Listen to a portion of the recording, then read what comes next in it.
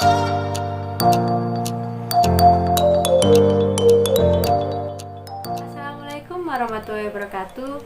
Perkenalkan, nama saya Firda Kanujayani. Saya mahasiswa jurusan Matematika UIN Maulana Malik Ibrahim Malang. Di sini saya akan menjelaskan beberapa materi dalam analisis fungsional. Di antaranya adalah ruang bernorma, ruang Banach, seminom, operator linier, inverse operator, operator linier terbatas, dan operator kontinu. Penjelasan lebih lanjut akan saya jelaskan dalam video berikut ini.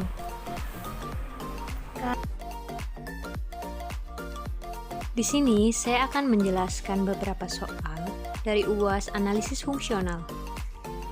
Di antaranya adalah yang pertama, definisi ruang bernorma dan ruang Banach, dan juga contoh metrik yang bisa dan tidak bisa diinduksi dari norm. Yang kedua, definisi dari seminom atau pseudonorm, dan juga misalkan P adalah seminom pada ruang vektor V, mungkinkah terdapat X1, X2 di V sehingga X1 tidak sama dengan X2, namun P X1 sama dengan PX2. Jika mungkin terjadi, berikan contohnya, dan jika tidak mungkin terjadi, berikan alasannya. Dan soal yang ketiga yaitu jelaskan definisi dari operator linier, inverse operator, operator linier terbatas, dan operator kontinu. Dan juga misalkan T, X menuju Y adalah operator linier terbatas, tunjukkan jika terdapat B lebih besar dari 0 sehingga norm Tx lebih besar sama dengan B kali norm X. Untuk semua X di X besar, maka T inverse Y menuju X dan ada yang terbatas.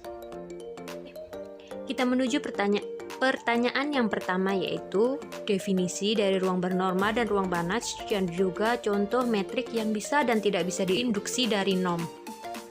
Yang pertama, ruang Banach. Ruang Banach itu yaitu ruang yang mempunyai norma atau dengan norma yang mempunyai sifat lengkap. Selanjutnya, kita menuju definisi dari ruang bernorma. Ruang bernorma yaitu misalkan kita mempunyai X ruang vektor atas lapangan K, lalu kita mempunyai suatu fungsi norm, kemudian X menuju R yang memenuhi persyaratan N1, N2, N3, dan N4. Nah, jika sudah memenuhi keempat syarat di atas, maka X norm atau sekedar X disebut ruang bernorma. Sebagian besar dari metrik dapat diinduksi dari norm. Nah, jika bisa memenuhi bentuk dx, y sama dengan norm x min y, matriks yang diinduksi dari norm. Nah, kita ingat kembali, ruang Banach adalah ruang norma yang lengkap. Nah, selanjutnya yaitu contoh metrik yang bisa diinduksi dari norm. Misalkan kita punya sebuah norm di LP sebagai berikut. Sigma C J pangkat P pangkat seper P, J-nya sama dengan 1 menuju tak hingga. Metrik yang dapat diinduksi dari norm tersebut adalah dx y sama dengan norm x min y. Nah, jika memenuhi persyaratan pada slide sebelumnya, dari definisi ini dx y sama dengan norm x min y, maka benar metrik dapat diinduksi dari norm. Selanjutnya adalah contoh dari metrik yang tidak bisa diinduksi dari norm. Contohnya adalah S dengan metrik seperti ini. Ini tidak bisa diinduksikan dari norm, tapi metrik yang bisa diinduksi dari norm pasti memenuhi syarat-syarat seperti berikut. Yang pertama yaitu dx plus a, y plus a sama dengan dxy. Dax, ay sama dengan mutlak dari a dxy untuk setiap x, y, a di x, a dan a di k. Selanjutnya adalah soal yang kedua, yaitu jelaskan definisi dari seminom. Misal P adalah seminom pada ruang vektor V, dan juga mungkinkah terdapat X1, X2 di V sehingga X1 tidak sama dengan X2, namun PX1 sama dengan PX2. Jika mungkin terjadi, berikan contohnya. Dan jika tidak mungkin terjadi, berikan alasannya. Nah, kita masuk ke definisi seminorm. Misalkan V adalah ruang vektor di K, suatu pemetaan P, V menuju R disebut seminorm jika Px lebih besar sama dengan 0 untuk setiap X di V. Ax sama dengan mutlak Apx untuk setiap A di K dan X di V. Px plus Y lebih kecil sama dengan Px plus Py untuk setiap X, Y di V. Sebuah seminorm P, untuk itu Px sama dengan 0 jika dan hanya jika X sama dengan 0.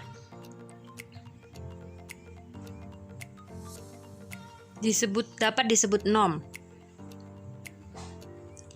Nah, selanjutnya kita jawab pertanyaan ini. Misalkan P seminorm pada ruang vektor V, mungkinkah terdapat X1, X2 di V sehingga X1 sama dengan X2? Namun, Px1 sama dengan X2 jika mungkin terjadi, berikan contohnya. Jika tidak mungkin terjadi, berikan alasannya. Saya jawab, ya mungkin. Berikut adalah contohnya. Misalkan V sama dengan R kuadrat, didefinisikan Px sama dengan mutlak X untuk setiap A, B di V sama dengan R kuadrat. Ambil X1 sama dengan X2, misalkan X1 sama dengan 19 dan X2 sama dengan min 19, sehingga didapatkan Px1 sama dengan P19 sama dengan mutlak 19 sama dengan 19. X2 sama dengan P-19 sama dengan mutlak min 19 sama dengan 19. Jadi, Px1 sama dengan Px2. Soal yang ketiga yaitu jelaskan definisi dari operator linier, inverse operator, operator linier terbatas, dan operator kontinu.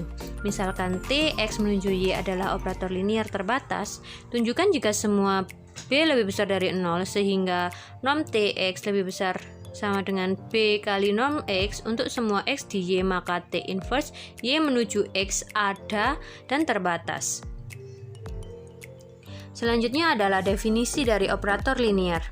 Suatu operator linier T dikatakan operator jika memenuhi domain operator T. Di sini saya simbolkan D cantik T dan rank operator T yaitu RT. Jadi, misalkan DT dan RT ringnya menggunakan lapangan yang sama, misal sama-sama menggunakan real atau kompleks. Dan yang kedua adalah untuk sembarang X, Y di DT atau untuk dua elemen di domainnya, dan suatu skalar alfa berlaku Tx plus Y. Artinya dua vektor tadi dijumlahkan dulu lalu dipetakan sama dengan Tx plus Ty, itu hasilnya sama dengan masing-masing elemen dipetakan.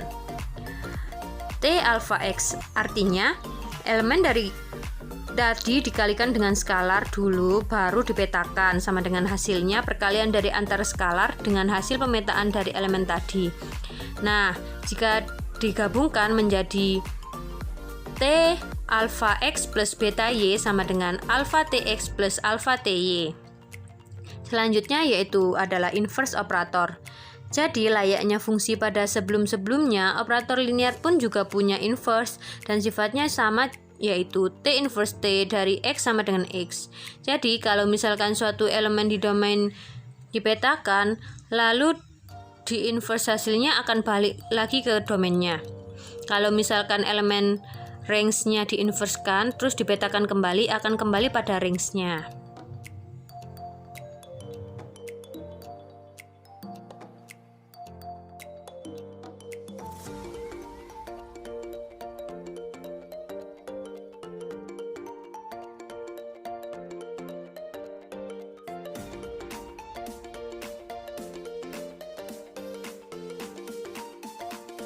Selanjutnya yaitu pengertian dari operator linier terbatas. Operator linier terbatas yaitu misalkan kita mempunyai suatu operator T dengan domain dt di mana dt adalah subset dari X. Kodomainnya itu di Y. Maka operator T dikatakan terbatas jika terdapat suatu konstanta di bilangan real sehingga norm dari Tx itu kurang dari sama dengan C dikalikan dengan norm X. X-nya ini adalah untuk sembarang elemen di dt. Di sini, jika norm X-nya dipisahkan ke sebelah kiri, maka akan menjadi seperti ini. Sehingga C-nya ini paling besar adalah suatu norm dari Tx dibagi dengan norm X. Sehingga C supremum dari norm Tx per norm X sama dengan norm T. Nah, di sini norm Tx lebih kecil sama dengan norm T.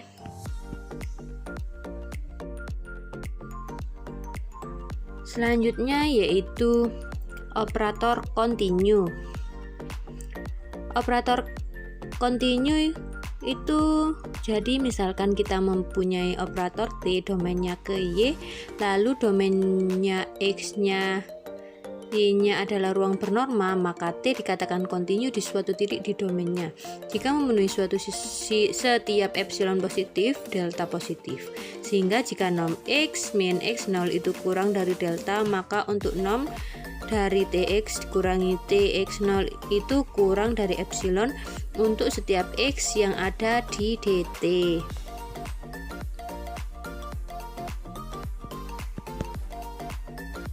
Selanjutnya, saya akan menjawab pertanyaan ini.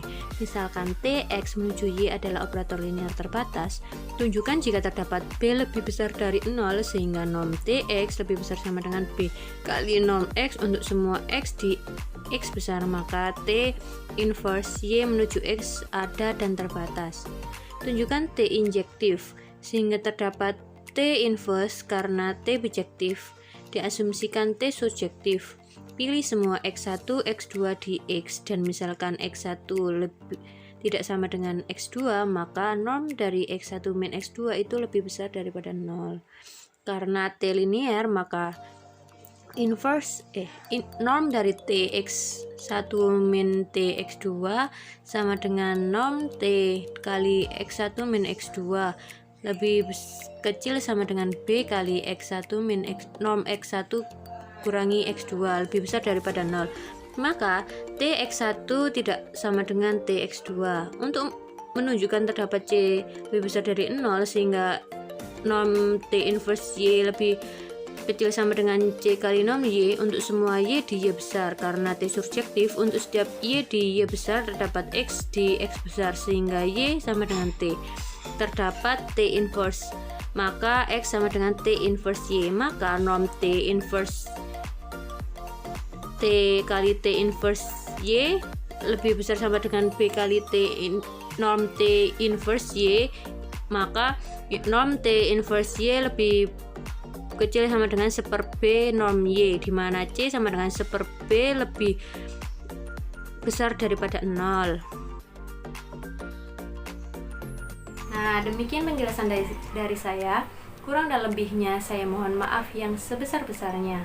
Assalamualaikum warahmatullahi wabarakatuh. See you.